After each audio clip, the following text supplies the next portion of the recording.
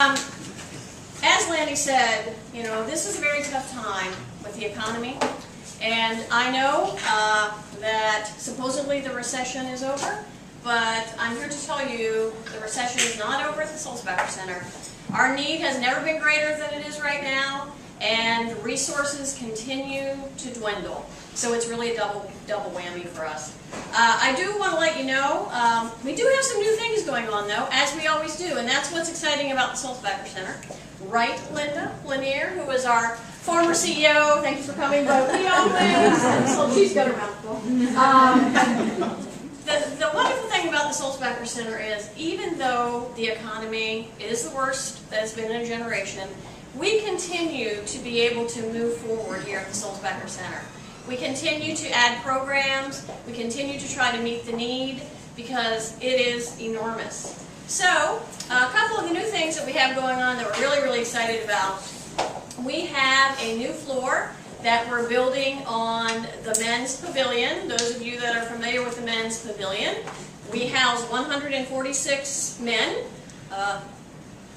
all very best friends in one big room, barrack style. You can imagine that's not so easy. But we are building a second floor with federal funds we're getting through the city, Community Development Block Grant funding, CDBG. We're able to build a second floor on the men's pavilion. And on that second floor, we're putting two very specialized and needed types of programs.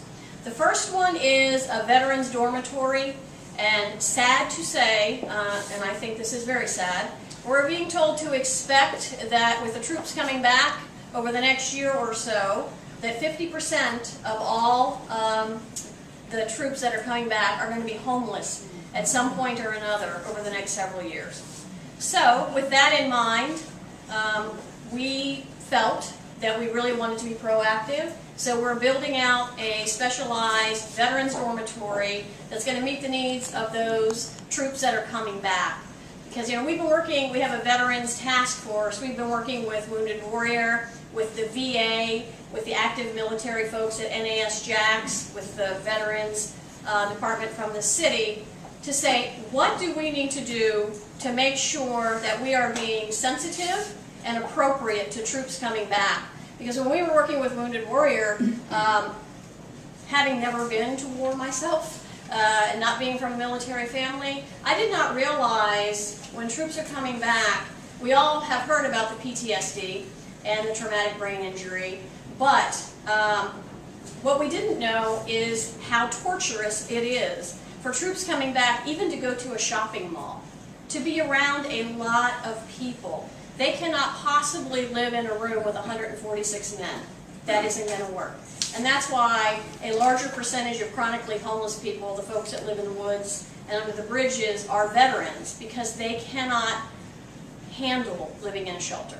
So when we're building out our veterans dorm, we're making small rooms, two beds to a room, and you know, we're looking at what programs do we need for these troops that are coming back so that we can assimilate them back into the community as soon as possible. So we're really excited about that program.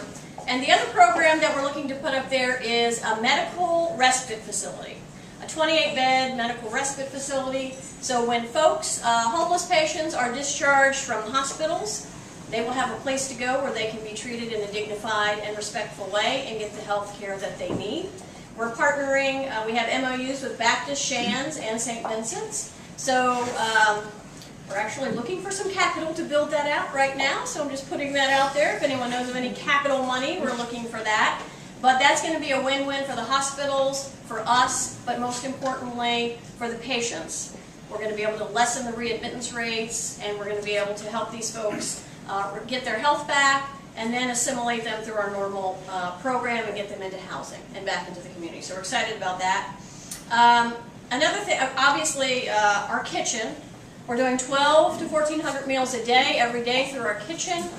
We've had the same kitchen since we opened, what, 17 years ago, Greg? It's pretty much worn out. So we're also using that money to redo the kitchen. We're going to make it greener, more energy efficient, more space for folks to work. I know our volunteer meal groups are going to be thrilled with that. So that's happening too. We're very excited about that.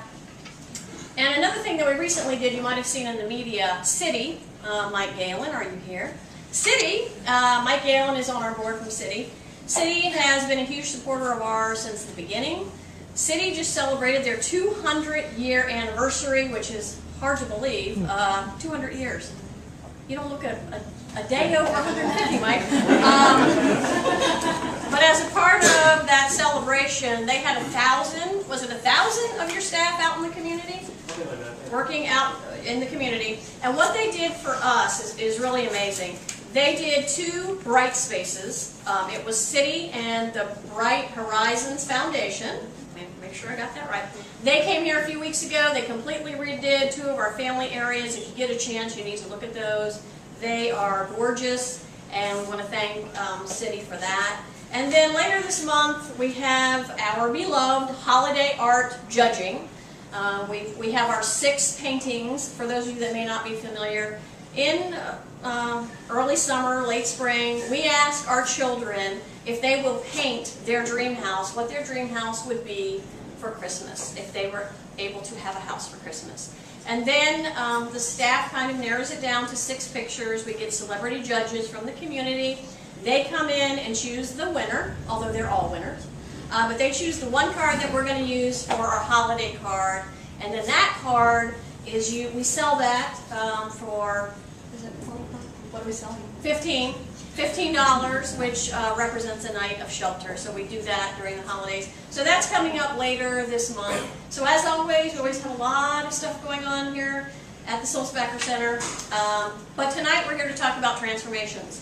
And Trasnformations, of course, is our legendary event. I've been going to Trasnformations for many years. I know a lot of you have too. It is every year, a very moving event where we tell the stories of people whose lives have been transformed coming through the center.